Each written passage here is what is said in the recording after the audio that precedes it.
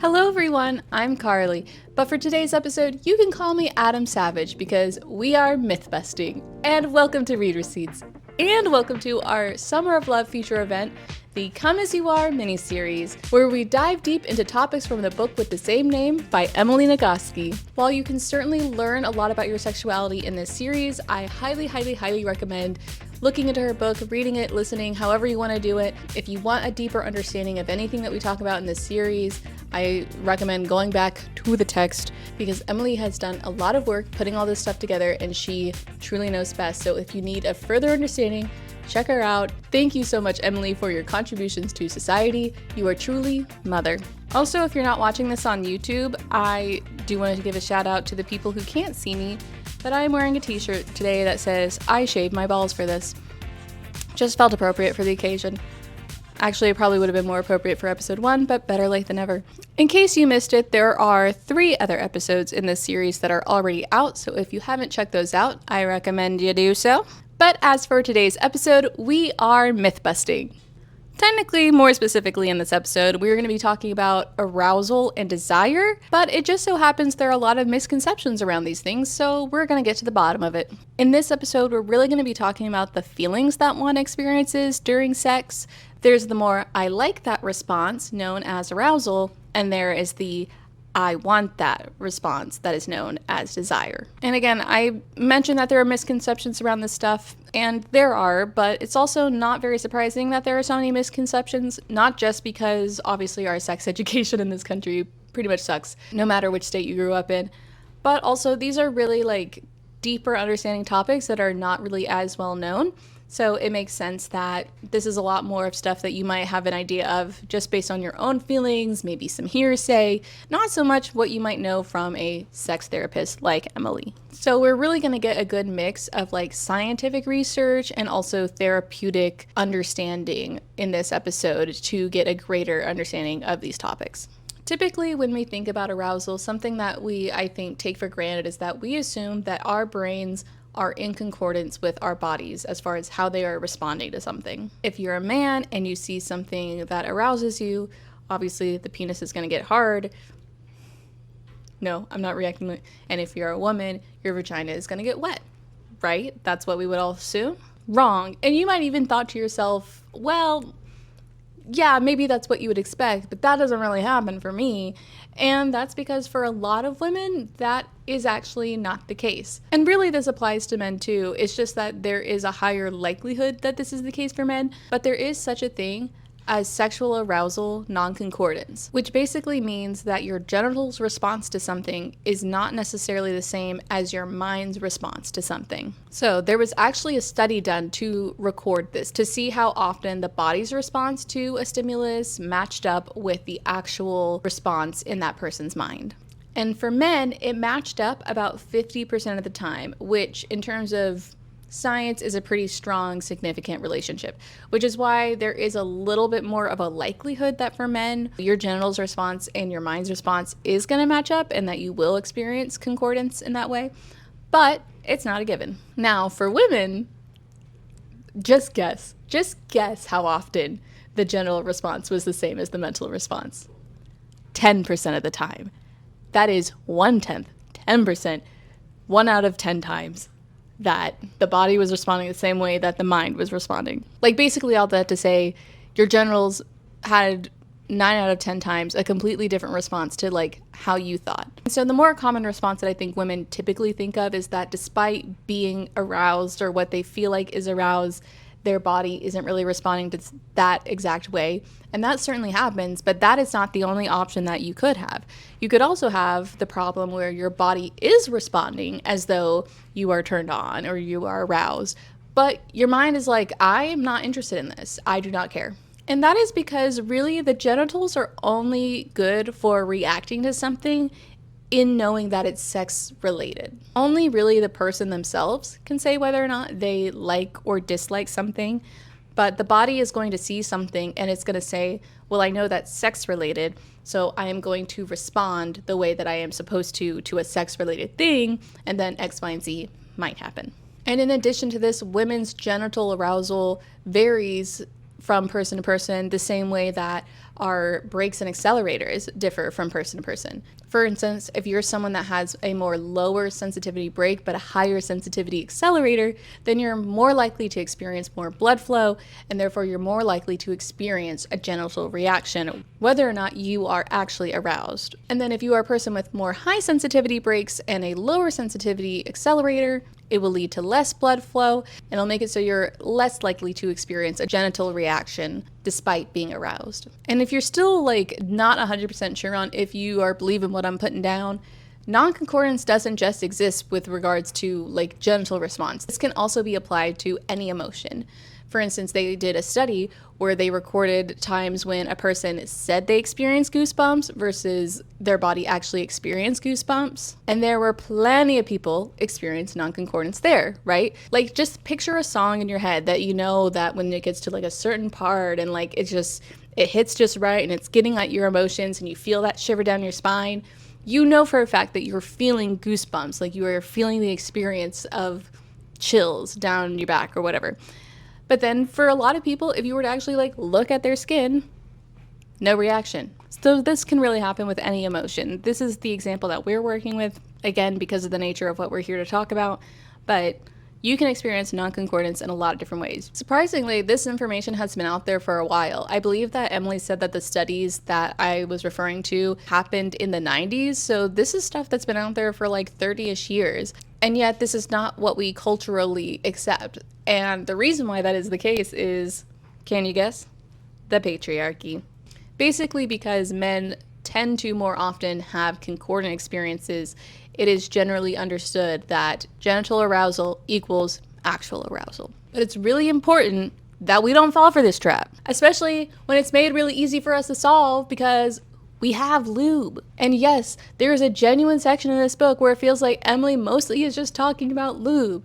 And so therefore, I'm going to be talking about lube for the next little bit. If you don't have a lot of experience looking into lube, there are a lot of different options. There's a lot of different bases that they come in. They're silicone-based, water-based, yada yada. So, feel free, if you're not that well versed in it, to take your time into looking into what you think works best for you. The one general thing that you might hear a lot about online is that water-based is better, and that's because silicone-based lubes can deteriorate condoms and dental dams, anything kind of like that, and therefore can increase the risk of STIs and pregnancy. So keep that in mind if that's something that pertains to you, but otherwise, feel free to just look into what you think works best for you. While as women, it might be really easy for us to remember, now that we know it, that it is okay that we are turned on and not experiencing a matching genital response, it's also important to remember that the opposite is also true. And I say that because the former tends to be what I think a lot more people tend to experience, or at least women tend to experience.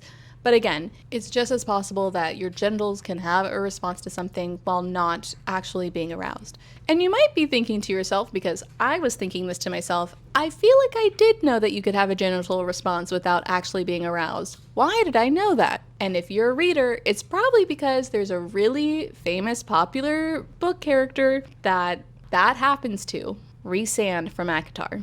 If you're uncomfortable with discussing sexual assault, you can skip ahead and I'll leave a little timestamp here for when you're in the clear. But something that we find out about Rhysand in the second book in ACOTAR is that Amarantha was sexually assaulting and raping him.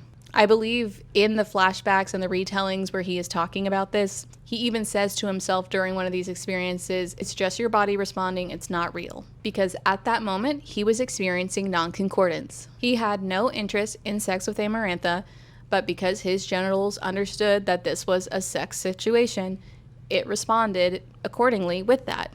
And this is extra important to bring up because there is very much a narrative that some people believe in that a person might have been asking for it because they were hard or they were wet, so therefore they must have been okay with it because why else would that happen? And this is why that is not true. So I'm gonna scream it. I'm not actually gonna scream it. I'm gonna say it again and again. Genital response does not equal sexual arousal or pleasure. And I know that this can feel a little bit like conflicting information because I feel like as women already we're given a little bit of this mindset that we have a harder time trusting ourselves compared to other people's opinions and experiences. So you might be a little bit more likely to think, well, if my body is indicating that I'm turned on, I must be turned on. But that is not the case. Trust yourself. Trust your mind. If you aren't aroused, you're not aroused, no matter what your body is saying. If you feel like you are someone that regularly experiences non-concordance, there are 3 things that I want you to remember. 1, you are healthy and normal, as we've said many, many times throughout this series, and that is going to continue to be the case. Your body is not broken just because of non-concordance.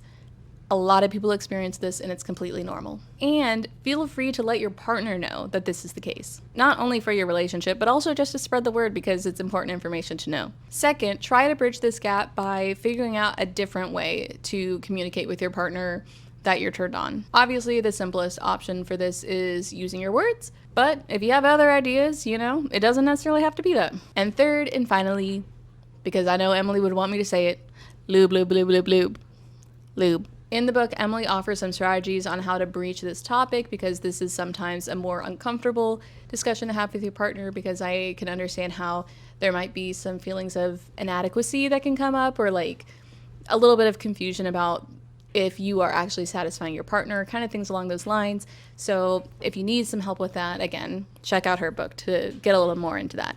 Now that we've talked about genital response not necessarily lining up with pleasure, let's dive a little bit deeper into when we actually want sex. Societal norms have likely led you to believe that desire is spontaneous. You're just living your life, walking down the street, and then suddenly, bam, you're turned on. You want a bone. But that's not the only way to experience desire. There are some people who only are interested in sex after sexy things are happening. Like, it might take you already getting into bed with someone that you probably love and trust. And then now that you guys are actually touching, because in this economy, who has bigger than a queen size bed? And so of course you're gonna touch. Suddenly you were like, put me in, coach. And this is considered responsive desire. And both are totally normal. Technically, spontaneous desire is still responsive desire. It's just that because, again, you kind of have a higher accelerator, your body is constantly taking in stimuli, it's just a lot easier for it to trigger, and so it might take very little and feel spontaneous as a result of that, compared to people who either have lower sensitivity accelerators or maybe more brakes, yada yada. You remember what we learned in episode 2, right? Now, I can see how this section kind of feels a little bit confusing, especially after what we talked about with genital response not equaling arousal. So I'm going to make it a little bit more clear. I'm not suggesting that you try to have sex when you don't want it in the hopes that your mind will just catch up with you. This completely contradicts what we just talked about with non-concordance. Arousal does not always lead to desire, but pleasure does, and that's the distinction. Let's take again for the example I gave where you're getting into bed with your partner. With a different context, say you're exhausted and stressed and just want to go to bed, you can go through all those same exact things where you're getting into bed, you're starting to touch, yada yada yada, and you don't feel anything. You feel absolutely no sexual desire or pleasure. It's the same scenario, but because the contexts are different, there's a difference in pleasure and therefore desire. One myth that we've been told to believe is that it's just normal to experience less desire as we get older,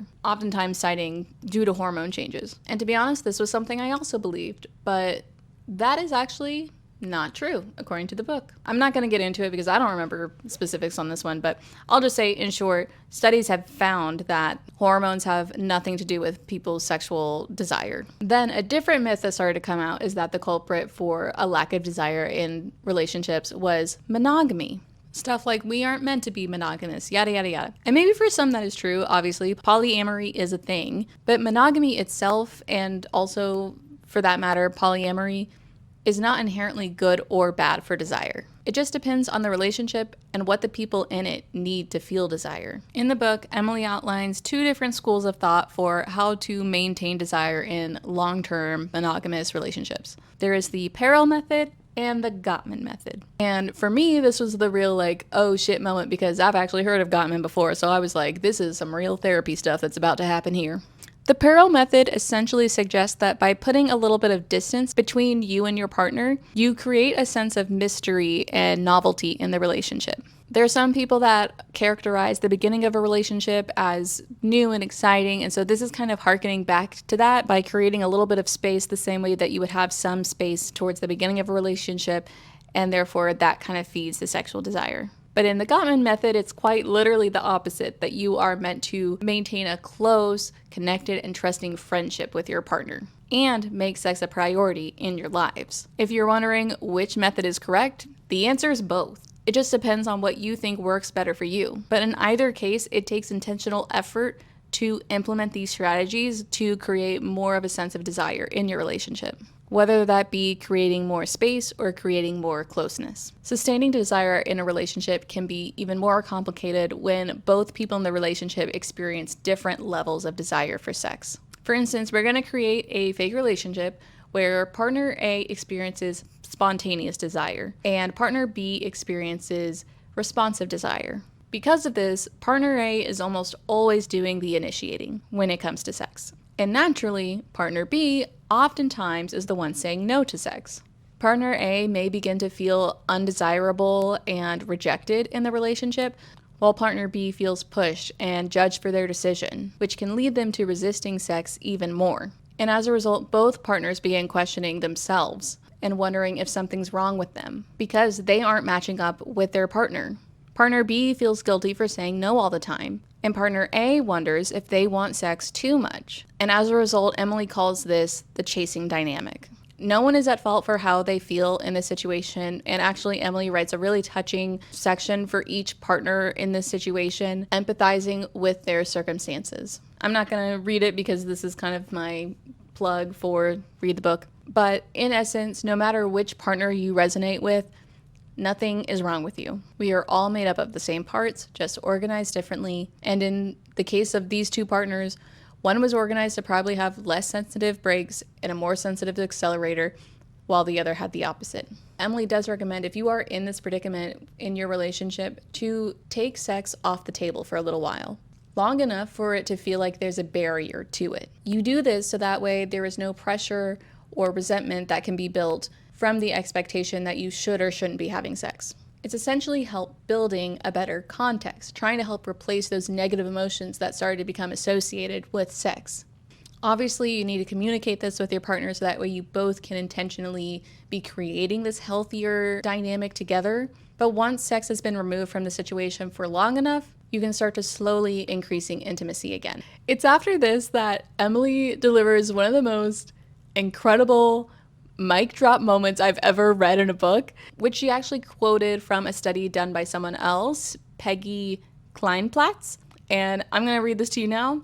Perhaps much of what is currently diagnosed as sexual desire disorders can be best understood as a healthy response to dismal and disappointing sex. Boom! Basically, if you don't like sex, it's probably because the sex you had sucked. Like, isn't that low-key kind of funny? Like, what a sick burn for the people that you've had sex with that it's like, oh no, honey, it wasn't your fault. It was them. Anyway, our girl Peggy, who dropped this incredible line, did a study where they talked to a lot of different people who said they had incredible sex lives. These were people from all different types of backgrounds, people who experienced different levels of sex, like kinky versus non-kinky, and they came up with 8 major components as to why these people had sex worth wanting. And again, this kind of feels like a part where I'm like, should I be giving these secrets away? Because this feels like the whole reason why most people are reading this book, right? So what I'm going to do is kind of list off what these 8 things are, bullet point style. And if you want some more detail, you can check out part 3, chapter 7, page 240 to read the whole thing. So we have being present, focused, and embodied, connection, alignment, merger, being in sync, deep sexual and erotic intimacy, extraordinary communication, authenticity, being genuine, uninhibited, transparency, transcendence, bliss, peace, transformation, healing, exploration, interpersonal risk-taking, fun, and vulnerability and surrender. This is kind of what Emily meant when she talked about having sex that advances the plot. Sex isn't just about having an orgasm. You literally don't need another person to do that. But by looking into one of these 8 components, you can help advance the plot further in your relationship. Not only to have a stronger relationship, but also to have a more fulfilling sex life. This is sex worth having. Obviously, this is a lot of stuff to consider. Even though it was only 8 bullet points, it was also like 16 words or something. So actually, it was definitely more than 16 words. But don't feel as though you need to absolutely have like all of these things mastered in your relationship to have a better sex life. But just see if you can start with one component and see how you can improve upon it in your relationship. And to be honest, I feel like once you work on one, a lot more of them are going to start to follow. It just is sort of a trickle-down effect that the more you improve, the more the other ones are a lot more easier to implement in your life. And that concludes this episode as the Come As You Are series. Thank you all so much for checking out this episode, and be sure to come back for the last episode, the final episode, where we finish the series. We finally start talking about orgasms. Yes, that's what we're here to do. All right, y'all. Have a sexy summer of love. All of the content that you hear in this podcast is curated, recorded, and edited by me truly, with special thanks to the authors of the book that we cover, Emily Nagoski and Pixabay, for the music that we play. Make sure to subscribe to the podcast wherever you like to listen, and for more of our content in between shows, you can find us at the Read Receipts Pod on Instagram and TikTok. We read all of your comments and love all your likes, so please, please, please follow along until our next read. Bye!